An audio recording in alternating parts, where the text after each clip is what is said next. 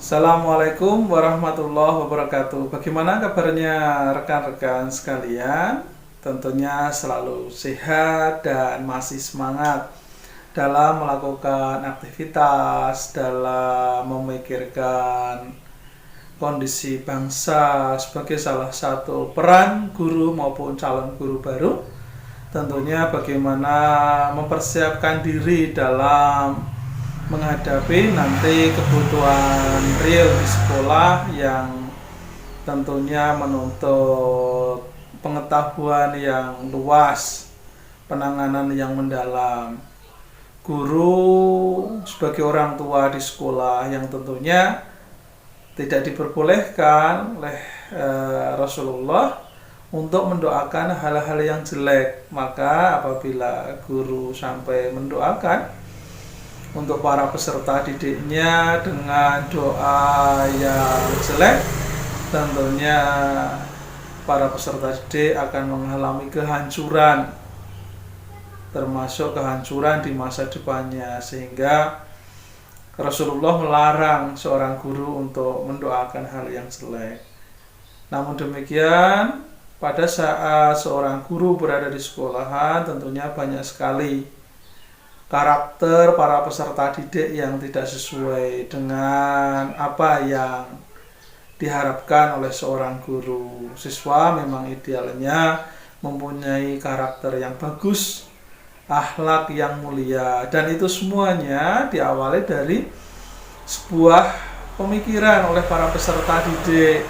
Diawali dari pemikiran tersebut dapat muncul dari referensi yang dia dapatkan, baik secara pengalaman pribadi dalam kehidupan bermasyarakat, di lingkungan keluarga, maupun dari apa yang disampaikan oleh Bapak Ibu guru di sekolah. Tentunya semoga kita menjadi ladang buat para peserta didik untuk menjadi pribadi-pribadi yang mulia melewati tangan, pemikiran, perilaku teladan dari Bapak Ibu guru. Pada kesempatan kali ini kita akan sedikit belajar bagaimana sebuah aliran berpikir yang bisa merubah karakteristik budaya bangsa ini menjadi bangsa Indonesia yang memang seharusnya, dan akan mengangkat citra derajat bangsa ini. Jangan lupa like, share, dan subscribe. Semoga materi ini bermanfaat. Selamat belajar. Bagaimana aliran pendidikan dapat mempengaruhi karakter dan kepribadian? Karakter yang utuh dan menyeluruh tidak sekedar membentuk anak-anak menjadi pribadi yang cerdas dan baik, melainkan juga membentuk mereka menjadi pelaku baik bagi perubahan dalam dirinya, yang pada gilirannya akan menyumbangkan perubahan dalam tatanan sosial kemasyarakatan, juga menjadi lebih baik, lebih adil, dan manusiawi. Sementara perubahan aliran pemikiran di dalam kepribadian merupakan hadiah dari Tuhan, Sang Pencipta, saat manusia dilahirkan. Dan setiap orang memiliki kepribadian pasti. Ada kelemahannya dan juga terdapat kelebihan dari masing-masing individu di aspek kehidupan sosial. Antara lain, ada model kepribadian tipe koleris. Tipe ini bercirikan pribadi yang suka kemandirian, tegas, berapi-api, suka tantangan, kemudian ingin menganggap dirinya sendiri bagus, kemudian menganggap sebagai seorang bos. Kemudian ada model kepribadian sanguinis. Tipe ini bercirikan suka dengan hal praktis, happy dan ceria selalu, suka kejutan, suka sekali dengan kegiatan sosial dan bersenang-senang. Berikutnya ada juga tipe kepribadian flegmatis. Tipe ini bercirikan suka bekerja sama, menghindari konflik, tidak suka perubahan mendadak, dapat menjadi teman bicara yang enak, serta menyukai hal yang pasti. Kemudian ada juga tipe kepribadian yang melankolis. Tipe ini bercirikan suka dengan hal yang detail, menyimpan kemarahan, perfect, suka instruksi yang jelas, dan kegiatan rutin yang sangat disukai. Aliran berpikir mempengaruhi setiap manusia, baik dalam belajar untuk mengatasi dan memperbaiki kelemahannya, serta memunculkan kebiasaan positif yang baru. Inilah yang sering disebut dengan aliran pemikiran yang merubah kepribadian dan karakter. Misalnya saja, seorang dengan kepribadian sanguin yang sangat suka bercanda dan terkesan tidak serius, lalu sadar dan belajar sehingga mampu membawa dirinya untuk bersikap serius dalam situasi yang membutuhkan ketenangan dan perhatian fokus. Pendidikan memberikan pandangan mengenai berbagai jenis nilai hidup seperti kejujuran, kecerdasan, kepedulian, dan yang lainnya. Ini adalah pilihan dari masing-masing individu yang perlu dikembangkan dan perlu dibina sejak usia dini idealnya. Model aliran pemikiran yang mewarnai karakter dan kepribadian tidak bisa diwariskan, tidak bisa dibeli, tidak bisa juga ditukar. Karakter kepribadian harus dibangun dan dikembangkan secara sadar hari demi hari, sehingga melalui proses yang panjang, tidak instan, bagaimana sebuah aliran berpikir ini mewarnai dalam setiap tindakan, karakter maupun kepribadian individu. Mereka bukanlah sesuatu bawaan sejak lahir yang tidak dapat diubah lagi seperti sidik jari.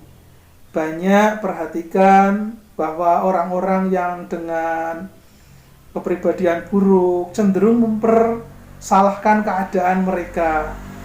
Mereka sering menyatakan bahwa cara mereka dibesarkan yang salah, kesulitan keuangan, perlakuan orang lain, atau kondisi lainnya yang menjadikan mereka seperti sekarang ini.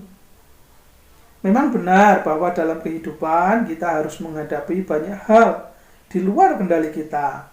Namun karakter, kepribadian, aliran pikir ini tidaklah demikian. Kita harus selalu berpikir bagaimana mempunyai potensi yang menjadi seorang pribadi yang berkarakter dan mempunyai aliran pemikiran yang selalu positif. Karakter lebih baik dari apapun dan akan menjadikan kita sebagai seorang pribadi yang memiliki nilai tambah, akan melindungi segala sesuatu yang dihargai dalam kehidupan ini.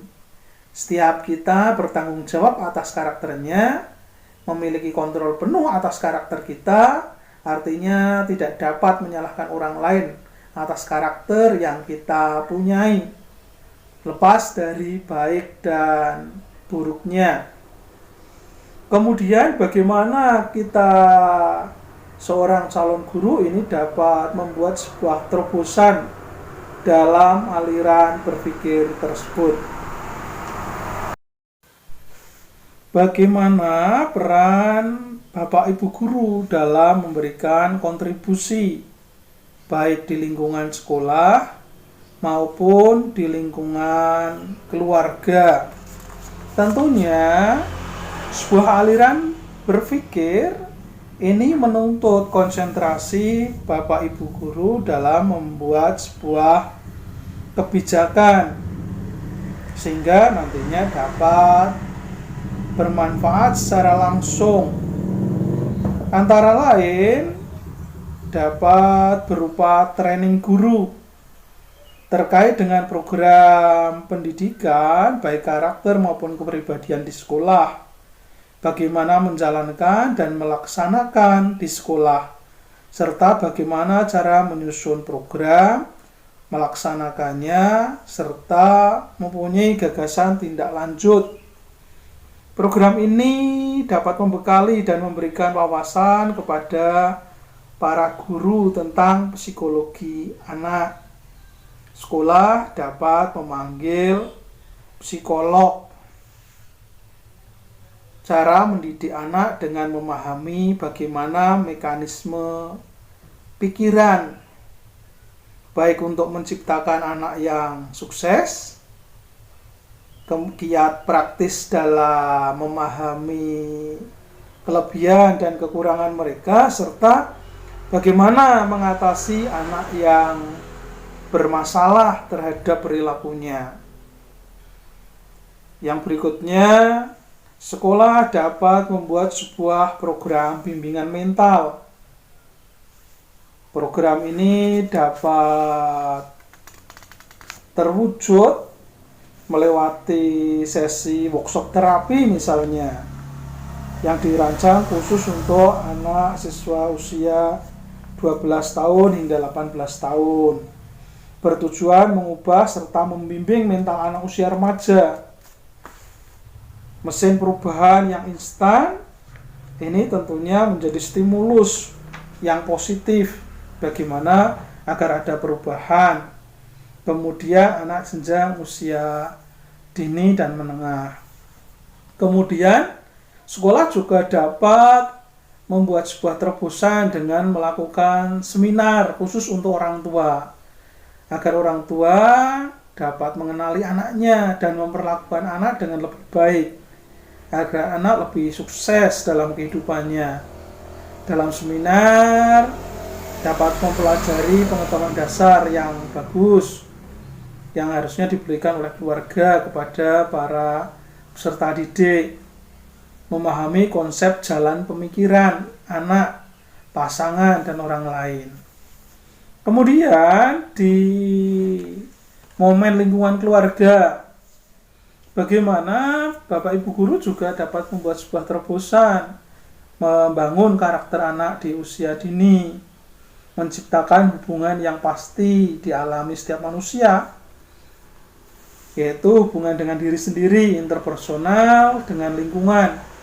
Di lingkungan ini hubungan sosial dan alam sekitar, serta hubungan dalam bentuk spiritual. Bagaimana pemahaman negatif akan berimbas pada perlakuan yang negatif, dan pemahaman yang positif akan memperlakukan dunianya dengan positif. Untuk itu, tumbuhkan pemahaman positif pada diri anak sejak usia dini. Salah satunya dengan cara memberikan kepercayaan kepada peserta didik untuk mengambil keputusan untuk dirinya, membantu anak mengarahkan potensinya. Dengan begitu mereka lebih mampu untuk bereksplorasi dengan sendirinya, tidak menekankan baik secara langsung atau secara halus dan seterusnya. Biasakan anak bersosialisasi dan berinteraksi dengan lingkungan sekitar. Demikian tadi materi kita hari ini mengenai kupasan untuk sebuah aliran berpikir sebagai seorang tenaga pendidik dalam mengkondisikan lingkungan pendidikan yang ada di wilayah Negara Kesatuan Republik Indonesia, sekaligus sebagai kontribusi kita sebagai seorang warga negara yang baik.